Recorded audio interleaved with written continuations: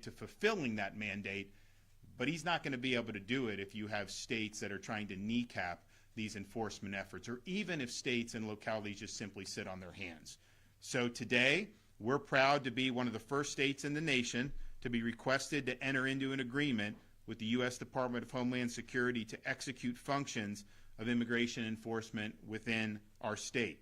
And because of this, I've directed Dave Kerner, the Florida Highway Patrol, to enter into and fulfill this agreement, and have our state troopers trained and approved by ICE to perform these immigration enforcement duties. Thanks to President Trump's strong leadership, through today's agreement, our state law enforcement officers will finally be able to cooperate with the U.S. Homeland Security Authority via ICE's 287G program. This program authorizes ICE to delegate to state and local enforcement officers the authority to perform specified immigration officer functions under the agency's direction and oversight. It also allows ICE enforcement and removal operations to partner with state and local enforcement agencies to identify and remove already incarcerated criminal aliens who are eligible for removal before they are released into our community. This agreement will give FHP expanded power and authority to interrogate any suspected alien or person believed to be an alien as to their right to be in the United States.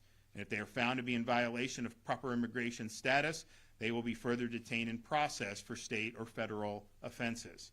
This means that FHP state law enforcement officers will be empowered to arrest and detain aliens attempting to unlawfully enter the United States, such as through ports of entry or via waters off Florida's coastline, which is, of course, where we see a lot of the direct involvement with illegals.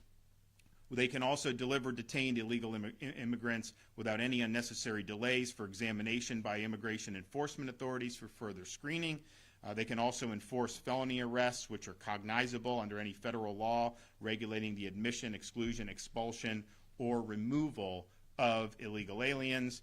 They will also have the power to serve and execute warrants of arrest for immigration violations and be authorized to administer oaths and to take and consider evidence to complete required alien processing, to include fingerprinting, photographing, and interviewing, as well as the preparation of affidavits and the taking of sworn statements for ICE supervisory review. This means that state law enforcement agencies will have the power and authority to issue immigration detainers and begin establishing records of deportable or inadmissible aliens.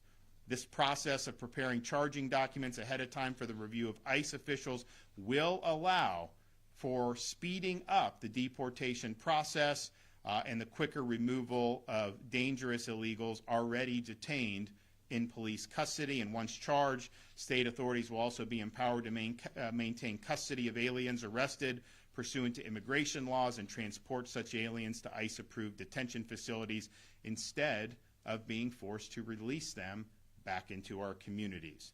So this is a deputization of state enforcement entities. It will allow, of course, our ongoing operations to continue, but it will also establish a permanent path forward for dealing with illegal migrants in police custody. As I said before, now is the time, with the head of steam that President Trump has being swept into office, with this as the centerpiece of his agenda, now is the final time, final opportunity to end the illegal immigration crisis in this country once and for all. We need to be willing partners with the federal administration. We complained, all these folks in Florida, particularly Republicans, complained for 4 years about Joe Biden with catch and release, with the border, with all the things they were doing, not having enough Coast Guard, which is why we had to do our operation with our vessels. People complained. Well, now we've got a partner that's committed to enforcing the law and reestablishing interior enforcement of immigration laws. So we have to step up to do our part. So this 287G agreement is the maximum amount of participation that we've been asked to do under federal law and with the Department of Homeland Security. We didn't hesitate to step up, and we will take advantage of this, and we will be strong partners. And again, the goal is we need to reestablish interior enforcement in this country. We have to fulfill the president's mission to effectuate the largest deportation program in American history. So we're stepping up. I know some other states will as well. I know some other states will fight this and do everything they can to throw up roadblocks. But we're strong partners. We understand the people spoke loud and clear, and we understand that this is important that these policies be implemented without delay. Okay, next we're going to hear from Dave Kerner, Executive Director, Florida Department of Highway Safety and Motor Vehicles. Thank you, Governor. It's an honor to be here with you today, and to my partners in ICE, Immigration Customs Enforcement, thank you for joining us here today. You all have been just outstanding partners since day one, going back to January. We know from a personal level, you all are burning it, the candle at both ends, both in D.C. and in the field of operation where you work. You've been nothing but professional, proactive, and you've been an excellent partner thus far. And as we transition into a more of an interior, independent-focused law enforcement model, we are excited about our partnership with ICE and DHS and their agents at HSI, Homeland Security Investigations. Just to recap, over the last 8 days, through multiple proactive and coordinated operations with ICE and HSI, 4 of which were associated with criminal gang organizations, including TDA and MS-13. Criminal histories of the illegal immigrants included aggravated assault with a deadly weapon, domestic battery, grand theft, illegal dealing in firearms, armed robbery, impersonating a law enforcement officer, fraud, and possession of controlled substances with intent to sell. Florida Highway Patrol has been proud to partner in these operations and also provide technical and operational assistance through the use of our drones, CIU, K9 investigations, our aviation assets, and analytic support.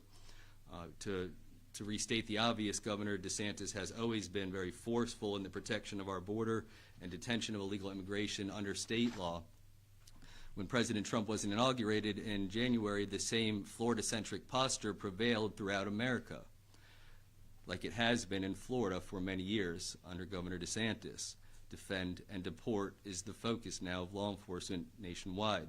A key weapon in this fight, which has been discussed at length, I'm sure we've all heard and read about the debate in the media and amongst the people in these United States about the use and activation of 287G authority, which provides at the discretion of the Department of Homeland Security for state and local law enforcement with sweeping and independent federal immigration law enforcement authorities. The governor has gone over these authorities, but they very briefly include the authority to interrogate any alien or person to believed to be an alien to his right to remain in the United States, and to process for immigration violations. These authorities that the governor discussed have been delegated to state and local law enforcement. Let's be clear, President Biden had a very multi-pronged approach to the open border crisis, one of that being the open border itself. One of the most effective tangents to that was canceling and not allowing the use of 287G authority with state and local law enforcement. The intention there obviously was that with an open border, the next step would be to make sure the interior did not have the resources to deport those that did not belong in the United States of America.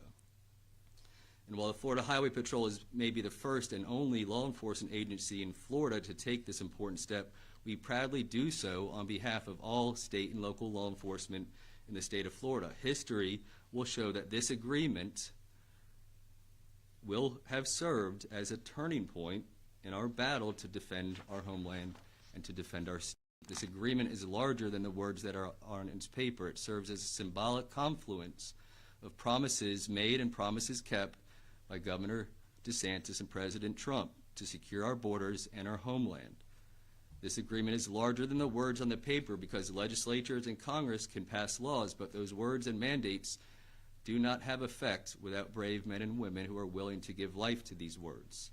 This agreement represents the commitment and dedication of Florida's nearly 2,000 state troopers to continue doing just that. It is not a coincidence that Florida, under Governor DeSantis' leadership, and our state troopers enter into this agreement first in the United States after Texas. Texas, of course, being the epicenter of the open border with illegal immigration, border chaos, and cartel operations. It isn't that we earned the right to be selected by DHS to be at the top of the line for these authorities. It is because we intentionally fought to be next in line to gain these authorities. It's because we know that they will help us keep Florida safe. It is because that this is the type of leadership and direction that Governor Desantis has provided for law enforcement during the entirety of his term as governor. This agreement is the product of law and order under Governor Desantis. We will not be deterred, we will not be delayed, and we will not be distracted from our mission and focus to secure the state of Florida and to help build a state immigration enforcement infrastructure that will affect generations of Floridians to come.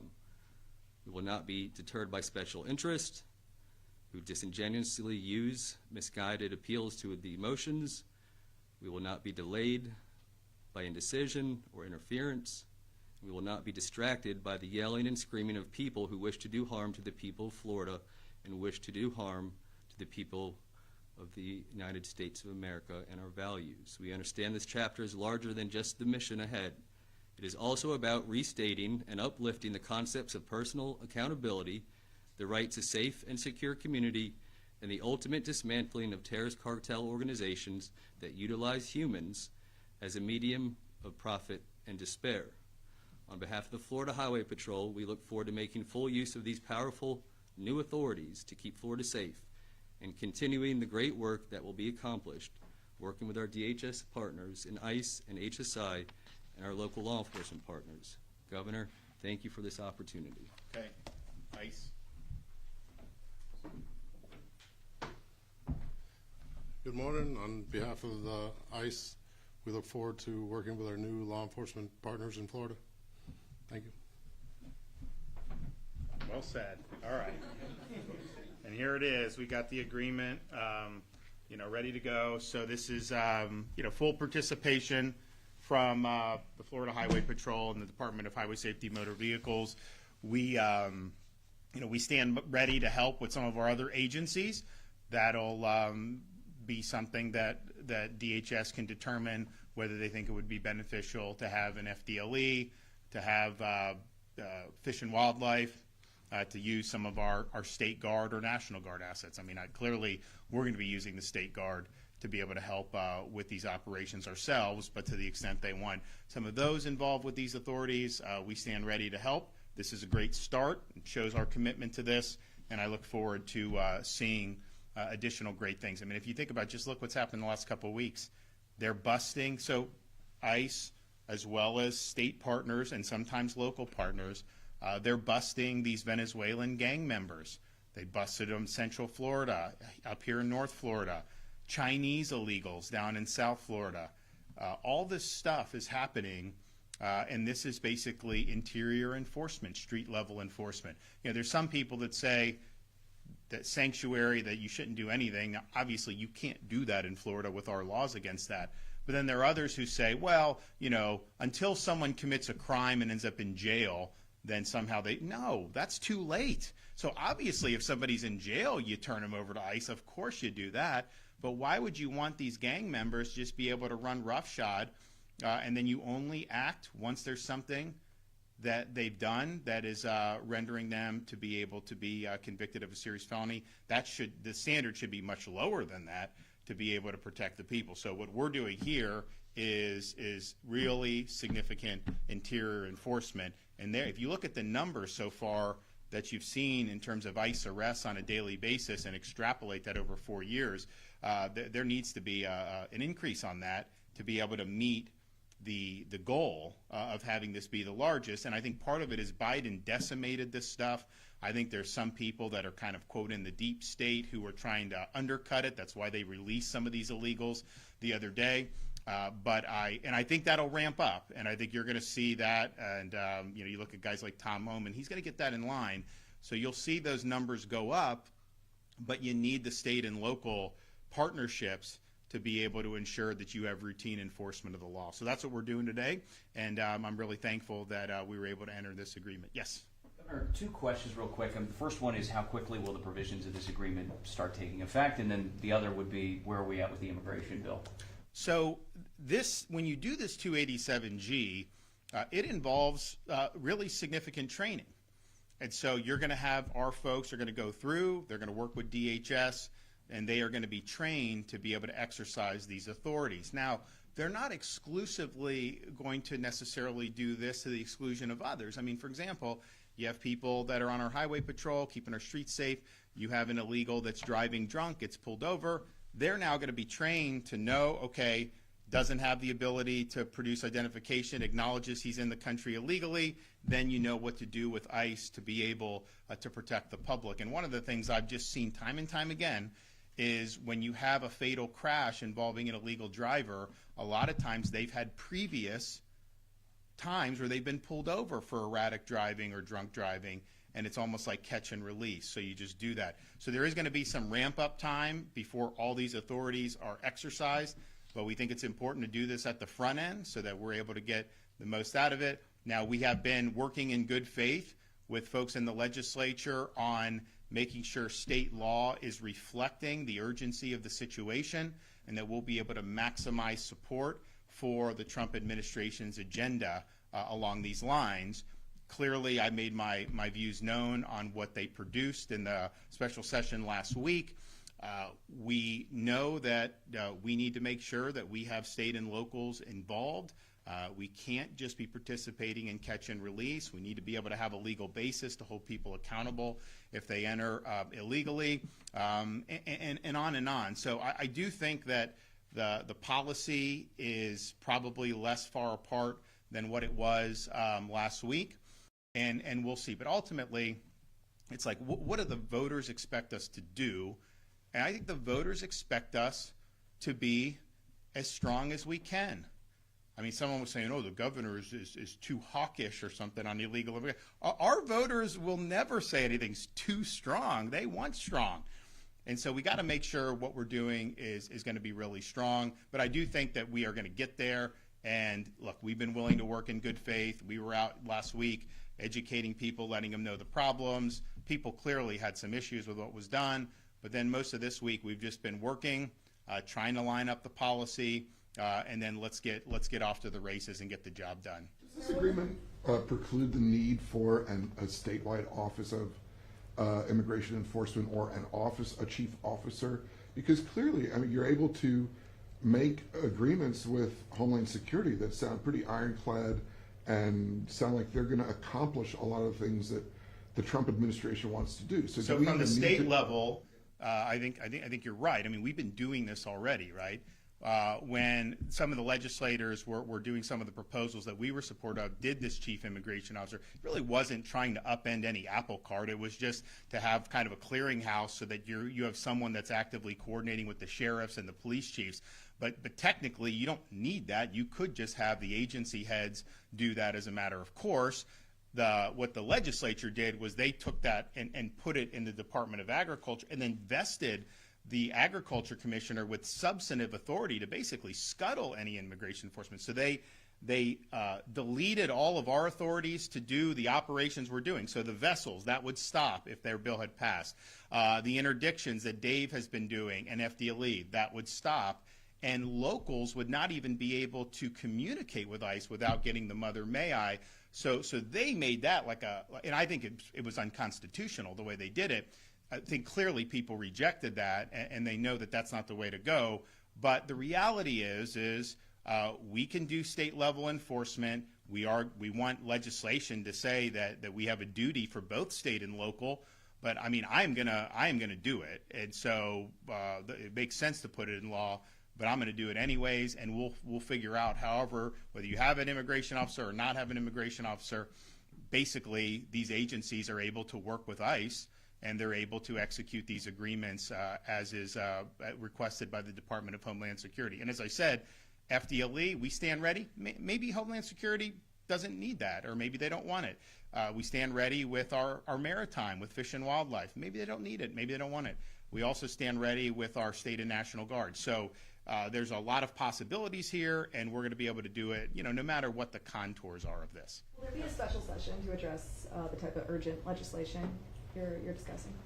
So this is not legislation. This is an agreement. This doesn't require ratification from the legislature, just as it doesn't require ratification of the state government if a sheriff wants to enter into an agreement of 287G. And there's going to be other permutations of this. I think this program, you saw massive atrophy under Biden with this. They really weren't even doing the training. And so this is going to take probably some time for that to stand up. But you could have a police chief enter in an agreement, a mayor. You could have sheriffs do it. Now, we think everyone needs to be on board. You know, what makes sense for them. There's going to be some areas that may not have the ability to have as many trained because they're shorthanded. We get that. We're not doing anything unreasonable. What we want to do is just do what the voters sent us here to do and make sure that this policy succeeds. But this is all done from agency to agency, state, federal, or local federal. And I mean, under the proposed law that they did last week, you actually could have the agriculture commissioner could have denied the ability of like a hard-charging sheriff to want to enter into an agreement. That obviously is unacceptable. We want the sheriffs want to be stronger. I don't think they're going to get stronger than us, but if they could, why would we want to reel that back in? Governor, there have been several Miami-Dade Republican lawmakers and local leaders in Miami-Dade who have been asking Trump and urging Trump to reconsider revoking TPS for all Venezuelans. What do you say to that? And what I said yesterday is Biden abused how he was doing TPS. What Trump did is consistent with the intent of the law, and he was absolutely within his rights to do that. TPS has a very limited application, and Biden really, I mean, he went haywire on everything, including parole, which was a total joke under Biden. So I think President Trump is correctly getting all this stuff back on a solid legal foundation. Yes. You just named the lieutenant governor and interim president while we passed the motion. Can you kind of talk about your thoughts on that and timeline for a replacement? Well, a lieutenant governor has done a great job for Florida. She has been involved in all the successes that we've had over the last 6 years. She's been especially involved in things like the space program. She's been very supportive of our efforts to bring some sanity to higher education. And so I think in that sense, she's going to do a really good job there. FIU is really an interesting place because it's our state university in kind of this area that's really boomed over the last 4 or 5 years, where Miami has really become a hub of so much. And they had always had things going on.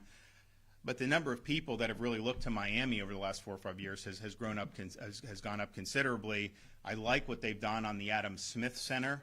I think you have pretty much every right of center former head of state in the entire Western Hemisphere has been there to talk. And so they've really been great at promoting free enterprise and the rule of law and constitutional government. I think they're going to be able to do a lot more of that going forward. So I think FIU has an opportunity to really expand its horizons. I think they've done a good job, but I think you're going to see them pick up even more steam with her at the helm. So it's an exciting time.